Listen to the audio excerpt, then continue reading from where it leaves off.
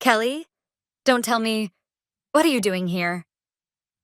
The voice cut sharply through the taut air of a winter morning. I stopped in my tracks for just a second and instinctively straightened my back. I felt embarrassed at the thought of being seen in such shabby clothes, but I refused to lower my head and hide my face. My pride wouldn't allow it. Slowly, I lifted my gaze and looked straight at the owner of the voice. Standing there was my grandfather, Frank. Behind him was a black luxury sedan, and the sight of my grandfather in his perfectly tailored coat formed a cruel contrast with the grimy concrete building behind me. At the entrance hung a sign that read, St. Mary's Transitional Housing for Students. Yes, my billionaire grandfather had just seen me walking out of transitional housing for homeless students. Grandpa. My voice was slightly hoarse from the cold, dry, early morning air, but it came out clearly enough. It's been a while. Suppressing my agitation, I forced myself to greet him calmly. He stared at me from head to toe as if he were seeing something unbelievable. Worn-out jeans, a cheap hoodie layered for warmth, and in my hand, a sports bag containing everything I owned.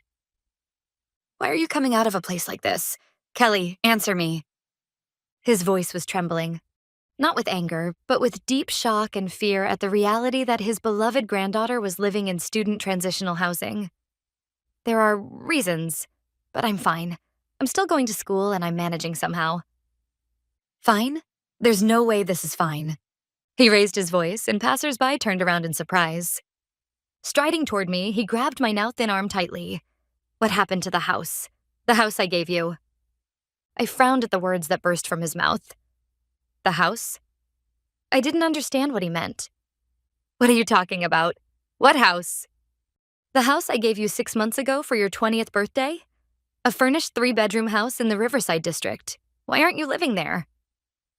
His eyes were bloodshot, his expression desperate. I was confused. A house in the Riverside district? I had never even seen a home in such an upscale neighborhood. Grandpa, calm down. I never received anything like that. The only thing I got for my birthday was a card from Mom. Dad and the others said you were busy traveling overseas and that there wouldn't be a present this year. What did you say? His movements froze. I could feel his agitation rapidly harden into something cold and sharp. It was a face I knew well. The face of Frank, the Iron Man who had once been feared in the business world. You heard nothing? No keys? No deed? Not once. Even when I was practically thrown out of the house, no one ever mentioned anything like that. Slowly, he released my arm and clenched his back teeth as if swallowing something bitter. In the depths of his eyes, flames of rage burned fiercely. I see. Grace and David. He muttered the names in a low, growling voice. Get in the car, Kelly. We need to talk. But I have hospital training this morning. I'll take you. Before that, you need a proper meal and an explanation. There was no room for refusal in his tone. I let out a quiet sigh and nodded. There was no point in putting on a brave front. And somehow I felt that the mystery of this missing house held the key to what had derailed my life. As I climbed into the warm car, the softness of the seat, something I hadn't felt in a long time, nearly snapped the tightly wound thread of tension inside me. Tell me everything. How you've been living these past few months?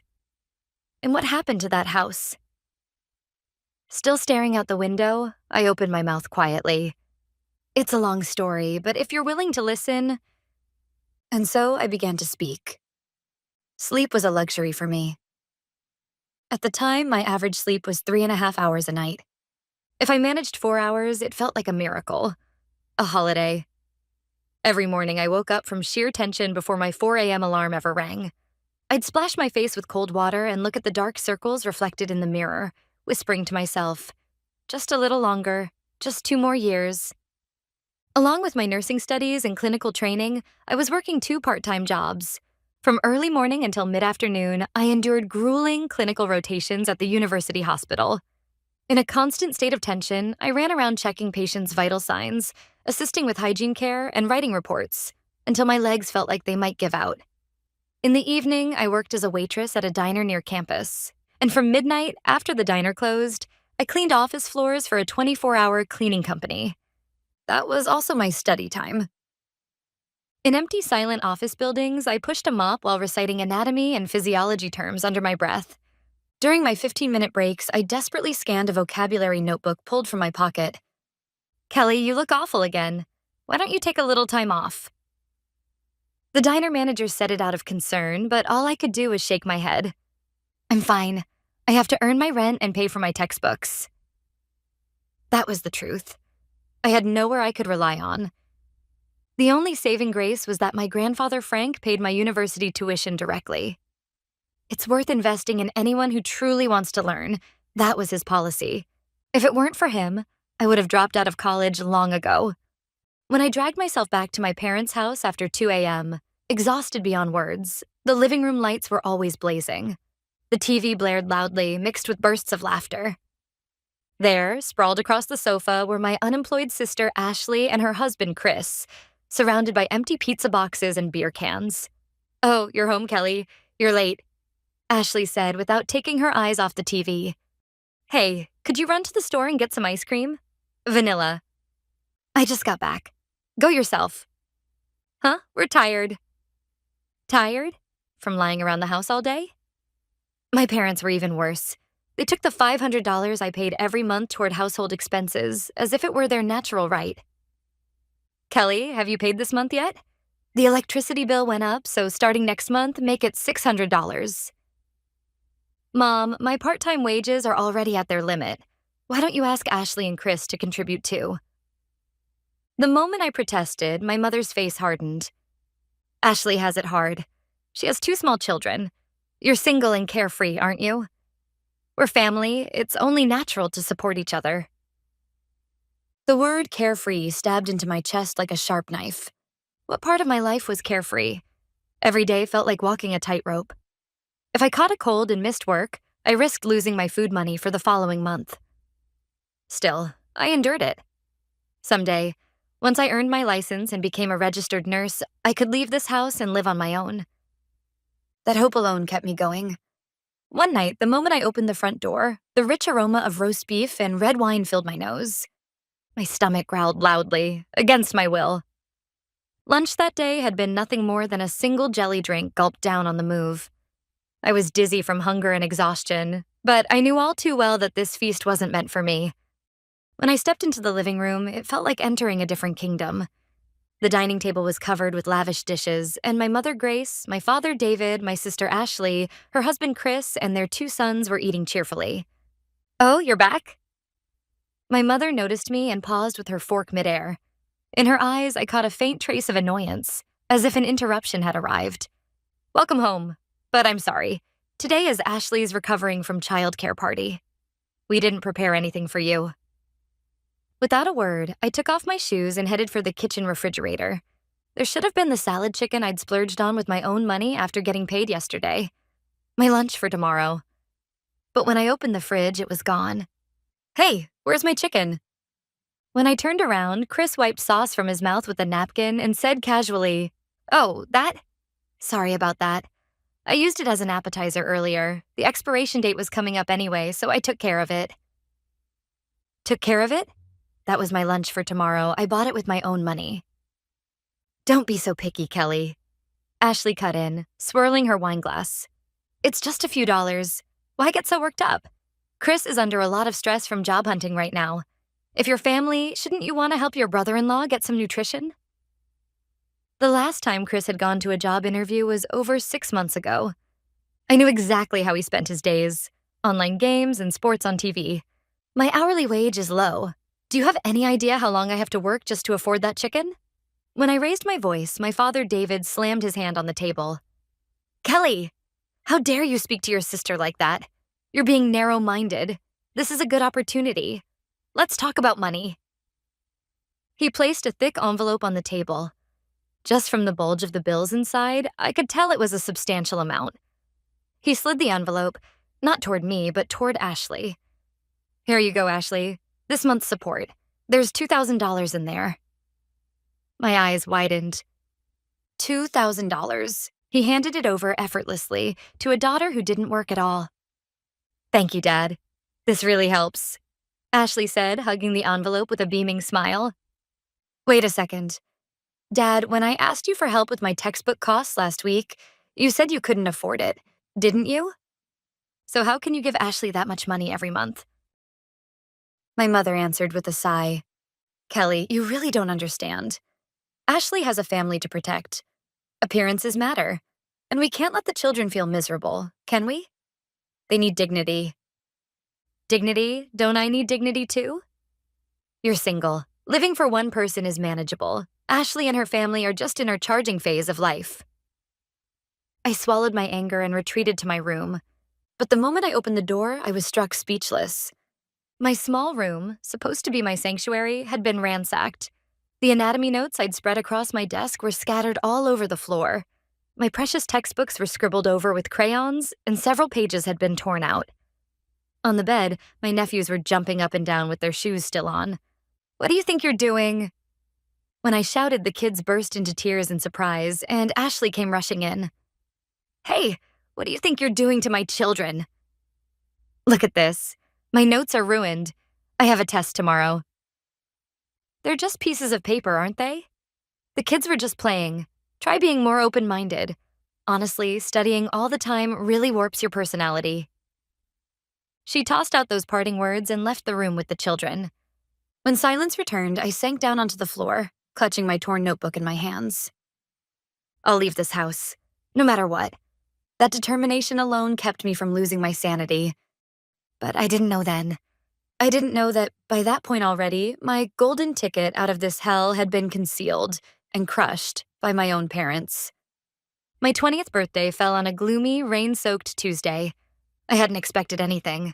I knew expectations only existed to be betrayed. Still, somewhere deep down, I was waiting to hear from my grandfather, Frank. No matter how busy he was, he always sent me a card or called me on my birthday every single year. But my phone showed 0 notifications. When I got home late that night, dragging my feet, my parents and Ashley and Chris were gathered around the dining table, whispering in hushed tones. The moment I opened the door, they jerked their heads up and hurriedly hid the documents spread across the table. "Oh, Kelly, you're back," my father David said, clearing his throat theatrically. "Come to think of it, today's your 20th birthday, huh? Congratulations. Here." My mother Grace casually tossed me an envelope containing $20 worth of gift cards. Thanks. Did Grandpa contact you? The air in the room instantly went tense. My parents exchanged a brief glance. Oh, about that. Your grandfather called. He's in South America right now, setting up a new business, somewhere without even proper reception. He said to give you his regards, but he doesn't have the time or means to send a present. I see. If he's busy, it can't be helped. Her explanation sounded reasonable, but my instincts told me something was wrong. My grandfather wasn't that kind of person. Just then, Ashley let out a smile she clearly couldn't suppress. In her hand, I caught a glimpse of the edge of a glossy brochure she hadn't managed to hide in time. Hey, Mom, don't you think this island kitchen is amazing? You could cook while keeping an eye on the kids. It really is wonderful. And the living room is so spacious. Looks like it gets great sunlight, too. Are you guys moving? Ashley looked at me with a triumphant grin. Yes, we finally found a house worthy of us. Oh, did Chris find a job? Hey, watch your mouth, Chris snapped, beer in hand. This is just, well, our luck turning around. Life's not so bad after all.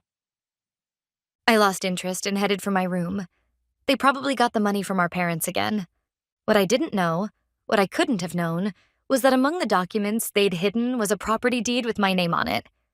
And that the wonderful new house Ashley was so excited about was the very house my grandfather had given me. The verdict came abruptly the week after my birthday. I'll get straight to the point.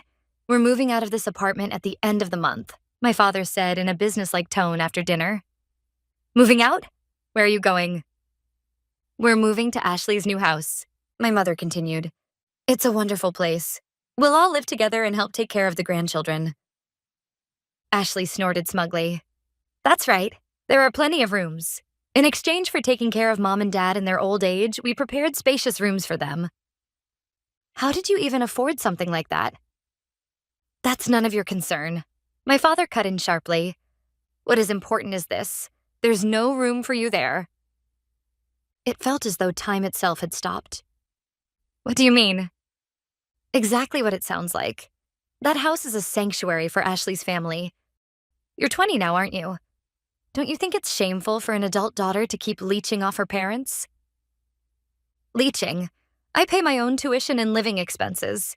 If anything, the ones leeching are Ashley and her husband. Watch your mouth, my father roared.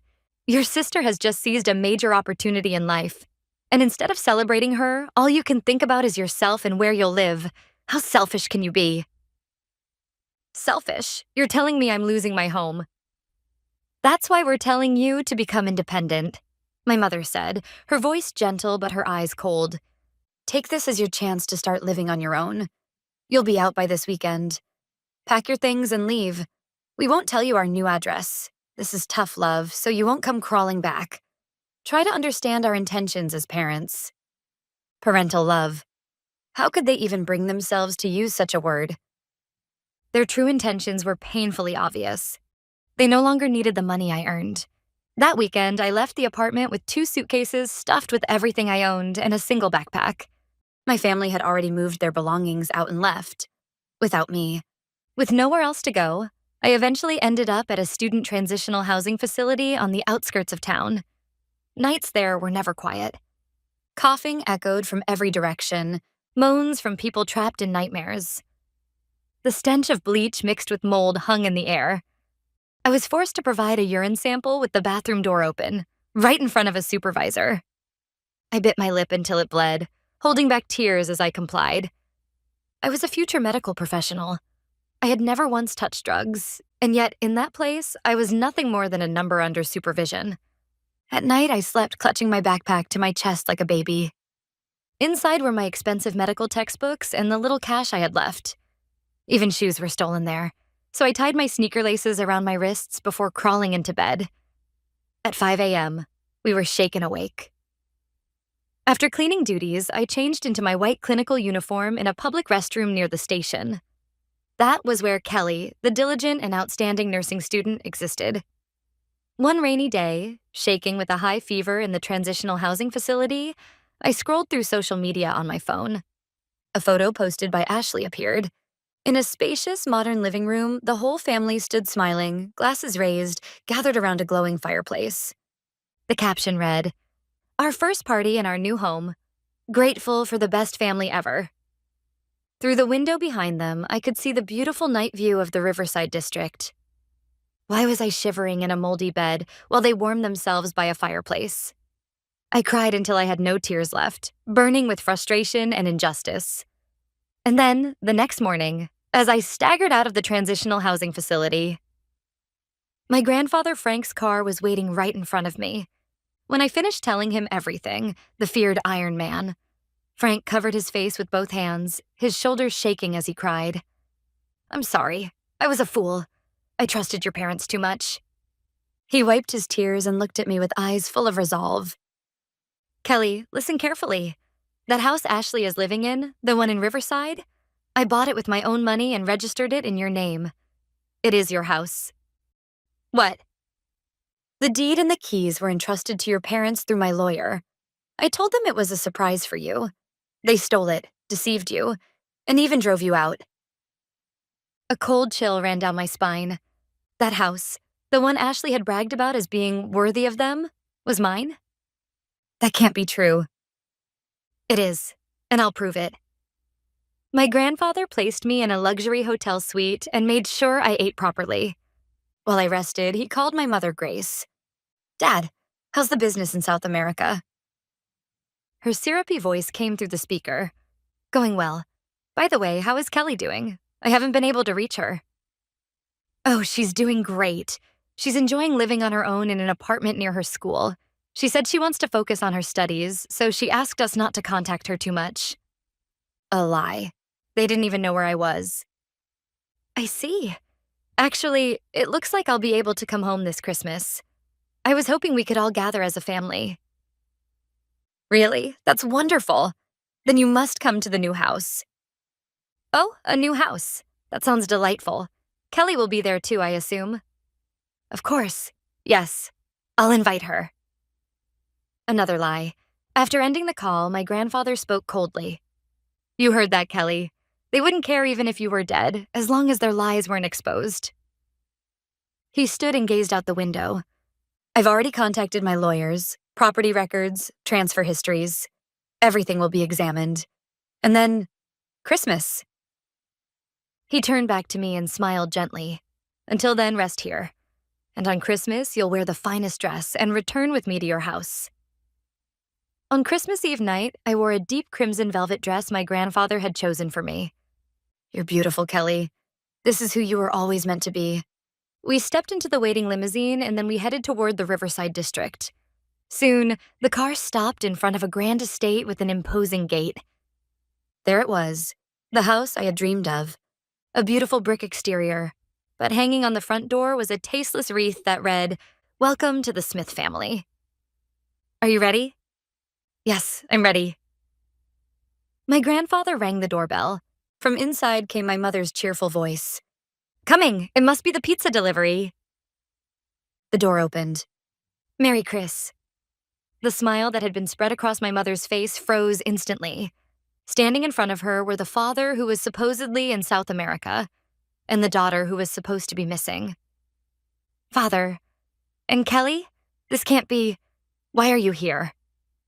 We were invited, my grandfather said coldly. This is a party at your new house, isn't it? Get in. He brushed past my mother and strode confidently into the entry hall. When we entered the living room, the scene before us was a full-blown feast. The table was covered with more food than anyone could possibly finish. On the sofa, Ashley was spreading out a brand new designer handbag, while Chris puffed leisurely on a cigar. My father, David, was in high spirits, carving the turkey. Hey, Grace, who's at the door? Don't tell me the cake's already. He looked up, knife still in hand, and froze. The air in the room turned vacuum silent in an instant. Well, David, Ashley, Chris, you seem to be enjoying yourselves. In my granddaughter's house. The weight of those words alone seemed to drop the temperature below freezing. Grandpa, you said you weren't coming back until next week. Plans change.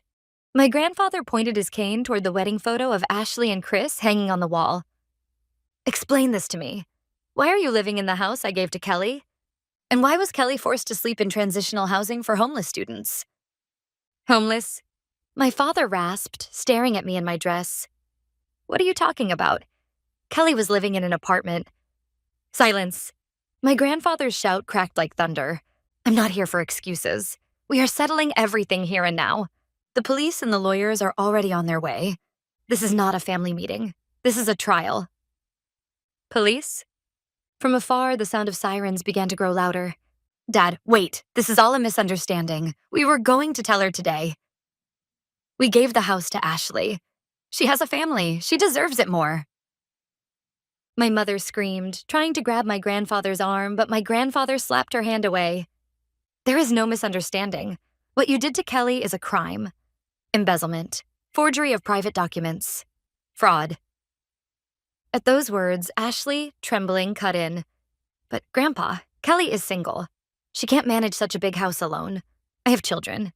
Wouldn't it be more reasonable for the whole family to use it? Kelly would understand, right? Right, Kelly? She looked at me desperately, her eyes pleading, please go along with it. I slowly shook my head. No, Ashley. I never agreed to anything. I wasn't even told this house existed. You hid the documents, lied to me, and then threw me out. That was to encourage your independence.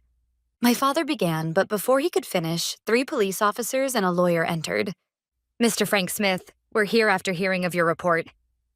No, are you going to arrest us? Ashley screamed.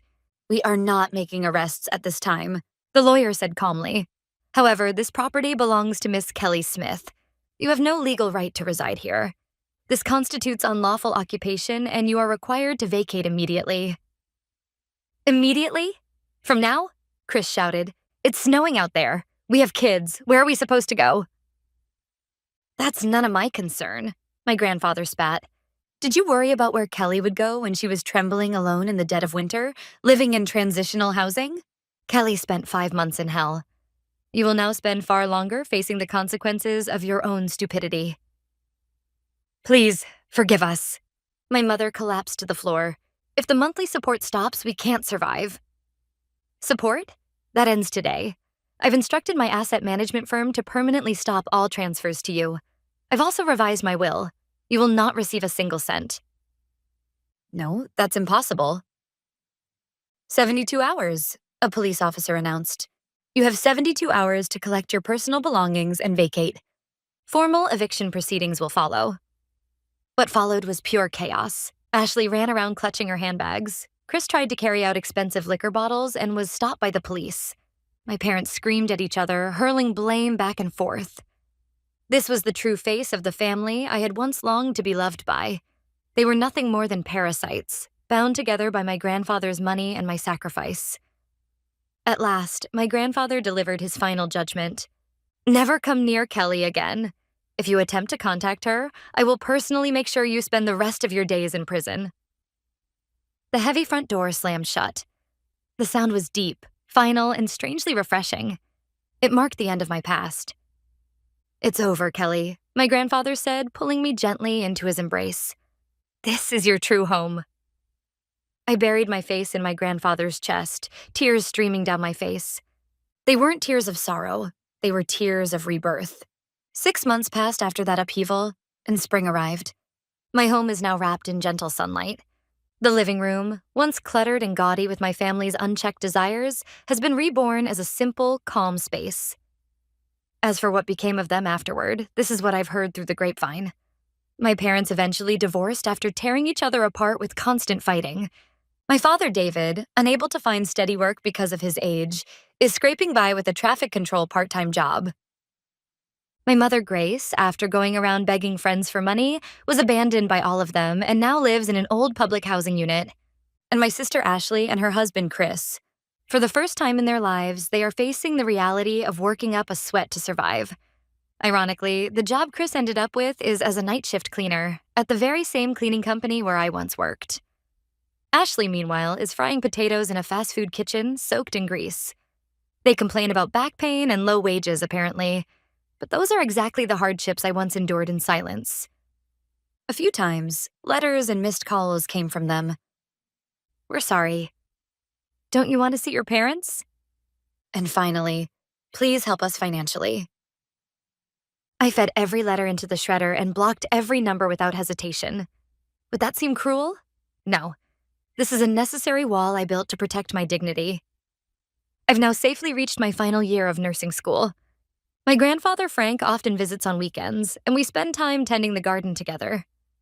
You've grown strong, Kelly, he says, smiling softly. Through this experience, I gained an invaluable lesson. Kindness without boundaries is not a virtue. It's a weakness, an opening for malicious people to exploit. True love does not mean accepting every unreasonable demand.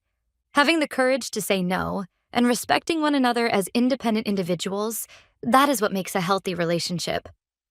Today, I live without being exploited, without reading anyone else's mood, steering my life by my own will.